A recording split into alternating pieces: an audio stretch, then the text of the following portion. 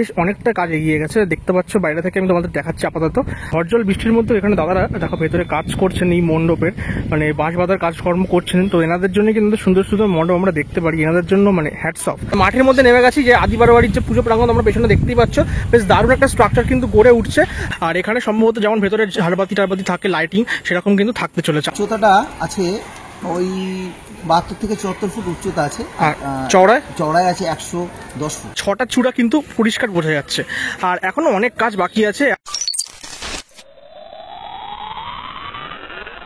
তো hello everyone, welcome back to my new Durga পুজোর blog. আমি এই মুহূর্তে আছি জিরাট। হ্যাঁ, এই জিরাট হচ্ছে হুগলি জেলার অন্তর্গত একটি জায়গা। আর জিরাটে কিন্তু প্রত্যেক বছর আমি দুর্গাপুজোর ভিডিও দেখানোর জন্য আসি তোমাদেরকে, প্রস্তুতি পর্ব মেনলি। আর এই বছর কিন্তু ফার্স্ট টাইম এলাম আমি জিরাটে। এখন দুপুরবেলা 2:10 বাজে, আর মোটামুটি বাইরে কিন্তু বেশ ভালো জোরে বৃষ্টি চলছে, তাই জন্য ওপরে এই মানে জায়গাটা দাঁড়িয়ে আছি। বৃষ্টিটা কমলে তারপরে কিন্তু বেরোবো স্টেশনের বাইরে, আর তারপরে দেখাবো কিন্তু তোমাদের দুর্গাপুজোর প্রস্তুতি এই ভিডিওতে। যারা এখনো পর্যন্ত চ্যানেলটা সাবস্ক্রাইব করেনি, প্লিজ চ্যানেলটা কিন্তু সাবস্ক্রাইব করে দিও। আর কিভাবে আসবে জিরাটে সেটা হচ্ছে বলে দিই। হাওড়া থেকে তোমরা কিন্তু কাটোয়া লোকাল ধরে জিরাটে চলে আসতে পারো, ডাইরেক্ট ট্রেন আছে, 15 টাকা ভাড়া নেবে। মোটামুটি ওই হাওড়া থেকে এখানে 60 কিলোমিটার ডিস্টেন্স। আচ্ছা, এই হচ্ছে জিরাট প্ল্যাটফর্ম, দেখতেই পাচ্ছ অনেকটাই বড় একটা প্ল্যাটফর্ম। এখন তো দুপুরবেলায় তাই ফাঁকার, বাইরে ভালোই বৃষ্টি হচ্ছে। আমাদের ট্রেন কিন্তু এসে দাঁড়ালো হাওড়া থেকে 2 নম্বর প্ল্যাটফর্মে, ওই প্ল্যাটফর্মে দাঁড়ালো। আর এই 2 নম্বর প্ল্যাটফর্মে দাঁড়াবে তোমাদের হাওড়া থেকে আসলে যে কোনো ট্রেন। আর তোমাদের কিন্তু বেরোতে হবে ঠিক এই দিক থেকে। এই দিকের রাস্তা ধরে তোমরা যদি এই দিকটা চলে যাও, মানে বাঁ দিক চলে যাও, তাহলে কিন্তু তোমরা জিরাট আদিবারবাড়ি দুর্গাপুজো পাবে। আর যদি এখান থেকে স্টেশন থেকে বেরিয়ে যদি ডান দিক চলে যাও, তাহলে কিন্তু তোমরা পাবে হচ্ছে জিরাট সবুজ সংঘ ক্লাবের দুর্গাপুজো। আচ্ছা, প্ল্যাটফর্ম থেকে কিন্তু একদম বেরিয়ে রাস্তাটা এলাম, যেটা তোমাদেরকে এক্ষুনি দেখালাম। ওই রাস্তাটা তোমরা যদি দেখো, ওই পার্টটায় কিন্তু জিরাট আদিবারবাড়ি ক্লাবের দুর্গাপুজোর একটি ব্যানার আছে, যেখানে কিন্তু লেখা আছে এবছর প্ল্যাটিনাম জুবিলি বর্ষ, মানে 75 বছর এই বছর জিরাট আদিবারবাড়ি ক্লাবের। আর এইখান থেকে যদি সোজা তোমরা চলে যাও, তাহলে কিন্তু ক্লাবটি পেয়ে যাবে। এছাড়া তোমরা যদি টোটোতে যেতে চাও, এখান থেকে 10 টাকা কিন্তু ভাড়া নেয় টোটো। তো ফাইনালি এসে পৌঁছলাম জিরাট আদিবারবাড়ি দুর্গাপুজো প্রাঙ্গণে। এই হচ্ছে দুর্গাপুজো প্রাঙ্গণটা, দেখতে পাচ্ছ বিশাল বড় একটা মাঠ। আর এই মাঠেই তাদের প্রত্যেক বছর দুর্গাপুজোর প্যান্ডেলটা হয়ে থাকে। ওই হচ্ছে প্যান্ডেল, অনেকটাই কিন্তু দেখতে পাচ্ছ কাজ এগিয়ে গেছে। বাঁশের কাজ কিন্তু বেশ অনেকটা কাজ এগিয়ে গেছে, দেখতে পাচ্ছ বাইরে থেকে আমি তোমাদের দেখাচ্ছি আপাতত। আর এদিকে তোমরা যদি দেখো, ব্যানারটা এখানে আছে, যেটা তোমাদের ওই স্টেশনে দেখিয়েছিলাম জুম করে। এখানে ব্যানারে দেখো লেখা আছে এবছরের থিম লন্ডনের স্বামীনারায়ণ মন্দির। সব থেকে বড় কথা, আপাতত যে বাঁশের স্ট্রাকচারটা দেখতে পাচ্ছি, সেখানে 6টা চূড়া আমি দেখতে পাচ্ছি মন্দিরের। এদিকে 3টে এবং এদিকে 3টে, টোটাল 6টা চূড়া আমি দেখতে পাচ্ছি লন্ডনের স্বামীনারায়ণ মন্দিরের। আর তোমাদের ব্যানারে যেমনটা দেখালাম, ওরকমই একদম সম্পূর্ণ আদলে গড়ে উঠবে এই মন্দিরটা। আর এই ঝড়জল বৃষ্টির মধ্যে এখানে দাদারা দেখো ভেতরে কাজ করছেন, এই মণ্ডপের মানে বাঁশ বাঁধার কাজকর্ম করছেন। তো এনাদের জন্য কিন্তু সুন্দর সুন্দর মণ্ডপ আমরা দেখতে পারি, এনাদের জন্য মানে হ্যাটস অফ। আর আরেকটা কথা, এই যে মানে মন্দিরটা যেটা তৈরি হচ্ছে, ঠিক এইখান থেকে মোটামুটি এতটা দূর থেকে কিন্তু এই মন্দিরের সামনেটা একটা সিঁড়ি টাইপের উঠবে, এবং সেই সিঁড়িটা ঠিক এই রকম জায়গায় উঠবে। তারপরে ওখানে কিন্তু একটা ব্যালকনি টাইপের থাকবে, তারপরে ওখান থেকে তোমরা মন্দিরের ভেতরে প্রবেশ করবে। মানে এরকম একটা আইডিয়া কিন্তু করেছেন যিনি প্যান্ডেল করছেন। তো সেটা দেখা যাক কেমন এক্সিকিউশন হয়, সেটা আমরা পুজোর সময় দেখতে পারবো। তবে আশা করছি ভালো প্যান্ডেলই এখানে কিন্তু গড়ে উঠবে।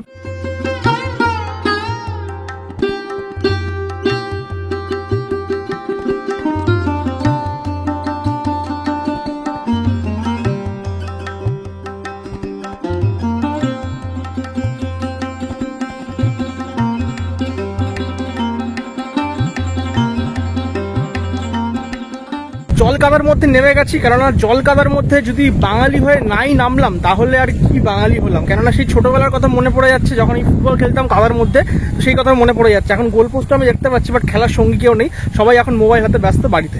তো যাই হোক, আমি এই মুহূর্তে একদম জলের মানে মাঠের মধ্যে নেমে গেছি, যে আদিবারবাড়ির যে পুজো প্রাঙ্গণ আমরা পেছনে দেখতেই পাচ্ছ, বেশ দারুণ একটা স্ট্রাকচার কিন্তু গড়ে উঠছে। আর আমি যতটুকু ছবি দেখলাম, মানে এখানকার যিনি কাজ করছেন শিল্পী বা ডেকোরেটর যুগলদা, তার যে ছবিটা দেখলাম, সেখানে কিন্তু দেখলাম যে লন্ডনের যে মন্দিরটা, সেটা অফ হোয়াইট মানে হোয়াইট একটা কালারের মধ্যে কিন্তু গড়ে উঠতে চলেছে। এখানেও সেটাই হবে। লাইটিং এর কিন্তু দুর্দর্শ একটা খেলা থাকবে। সবকিছু আমি জানবো যুগলদার কাছ থেকেই। আর অবশ্যই এখন যে মাঠটা দেখছি, এই মাঠের অবস্থাটা একবার জাস্ট দেখো, পুরো জলাভূমিতে পরিণত হয়েছে। এখানে এতক্ষণ এত বৃষ্টি হয়েছে, আর এই বর্ষাকালে এবছরের পুজোটা, এবছর কিন্তু পুজোতে জ্বালাবে মোটামুটি বর্ষা মানে বৃষ্টি, এটা বুঝতেই পারছি। তো এর মধ্যেই কিন্তু এখানে মানুষজন কাজ করছে, তো এনাদেরকে হ্যাটস অফ। আর চলো আরেকটু ভেতর থেকে তোমাদেরকে মণ্ডপটা ঘুরিয়ে নিয়ে আসি। মণ্ডপের ফ্রন্ট সাইড তোমাদের দেখালাম, এখন আছে ব্যাক সাইডে। ব্যাক সাইডে ঠিক দেখতে এরকম লাগছে। এখান থেকে এই 3টে মানে 6টা চূড়া কিন্তু পরিষ্কার বোঝা যাচ্ছে। আর এখনো অনেক কাজ বাকি আছে, এখনো প্রচুর কাজ বাকি, সেগুলো আস্তে আস্তে তোমরা দেখতে পাবে। যত কাজ মানে দিন এগোবে, তত এই যতই কাজ বাড়বে। আর এই যে পুরো দেখতে পাচ্ছি এখানে হচ্ছে প্রতিমা বসতে চলেছে ঠিক এই ভেতরে ক্লাবের মধ্যে, এখানেই কিন্তু ওনাদের প্রতিমা বসে থাকে প্রত্যেক বছর। সামনে যে রাস্তাটা দেখছো ওইখান থেকেই মানে সিঁড়ি থেকে নেবে দর্শকরা কিন্তু এখান থেকে প্রবেশ করবে ভেতরে। আর এখানে প্রচুর কাজ থাকবে, সুন্দর সুন্দর ভেতরে কাজ। আর এখান থেকে এসেই কিন্তু মণ্ডপটা আমরা দেখতে পাবো, এখানে প্রতিমাটা সাবেকি প্রতিমা কিন্তু এখানে হয়ে থাকে প্রত্যেক বছর আদি বারোয়ারি ক্লাবে জিরাটে।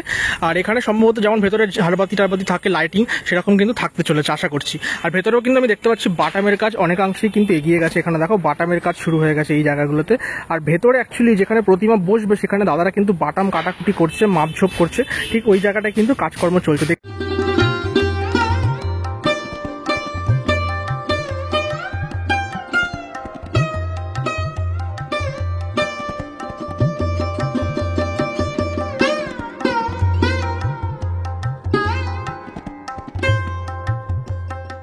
নমস্কার, আমি যুগল মণ্ডল, জিয়া ডেকোরেটার্স। এটা তো খুব নাম করা পুজো জিরাটের, তো এটাকে কাজ করছো প্রথমবার আশা করছি, তো কেমন লাগছে এই অভিজ্ঞতা যদি একটু বলো। এটা খুব ভালো লাগছে যে এত বড় বাজেটের একটা কাজ করছি, আর খুব দায়িত্ব সহকারেই কাজটা করতে হচ্ছে, কারণ হচ্ছে 75 বছর যেহেতু কাজ, সেটাকে সেইভাবে। তুমি তো জিরাটের অন্যান্য পুজো এর আগে করেছো, আমি সেটা দেখেছি, তো এইখানে প্রথমবার। তো এইরকম একটা পুজোর সাথে জড়িত এবং তুমি অন্য পুজোর সাথে জড়িত ছিলে, এই যে একটা কন্ট্রাস্ট, এটা কিভাবে এনজয় করছো ব্যাপারটা? এটাকে তো মানে কি বলবো যে দেখুন, এই জিরাটের মধ্যে অনেকগুলো বড় বড় পুজো হয় একদম। এবার আমার এই পুজোগুলোর সাথে সব ক্লাবের সাথেই সম্পর্ক আছে, সেই সম্পর্ক অনুযায়ী সেই ক্লাবগুলোতেও ভালো বাজেট আছে এবছর, তাদেরও 60 বছর আছে কোনো কোনো ক্লাবের। এবার সেই অনুযায়ী আমাকে এটা 75 বছর করতে হচ্ছে, সেইভাবেই কন্টেস্টটা এমনই হচ্ছে, ভালোও লাগছে। এবার খুব একটু হেডেকেও আছি যে কী হবে, কি করতে পারবো, কতটা আমি এখানে দিতে আশা করি যেটুকুনি করবো ভালো করতে পারবো। ঠিক।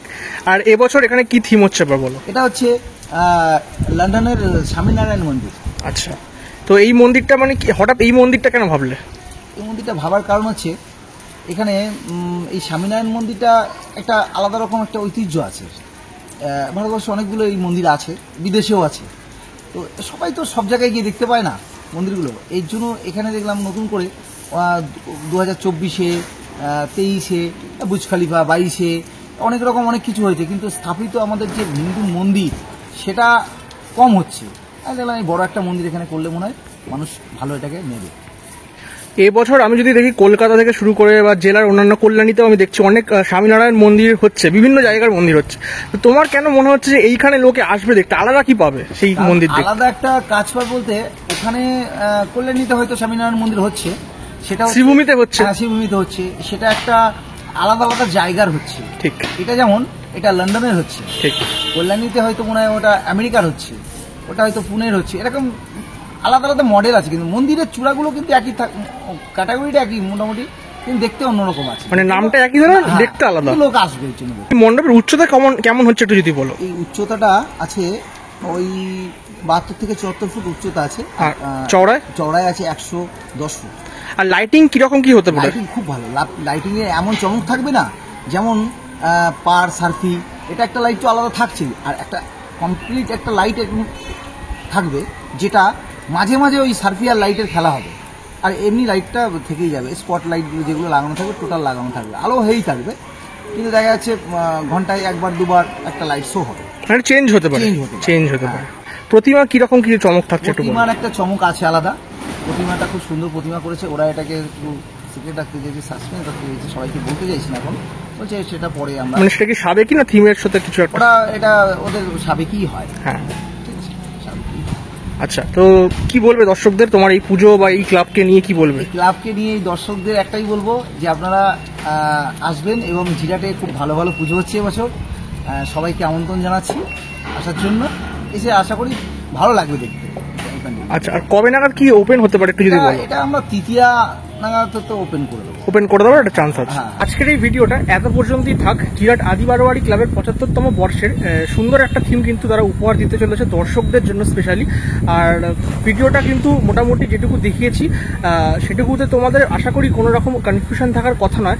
এবং অবশ্যই শিল্পী মানে যিনি কাজ করছেন ডেকোরেটর, তিনি কিন্তু কথা বললেন আমার সাথে যুগলদা, এবং যুগলদা বললেন যে কত ফুট উচ্চতা হতে পারে বা কতটা চওড়া হচ্ছে সমস্তটাই কিন্তু তিনি এই ভিডিওতে জানালেন।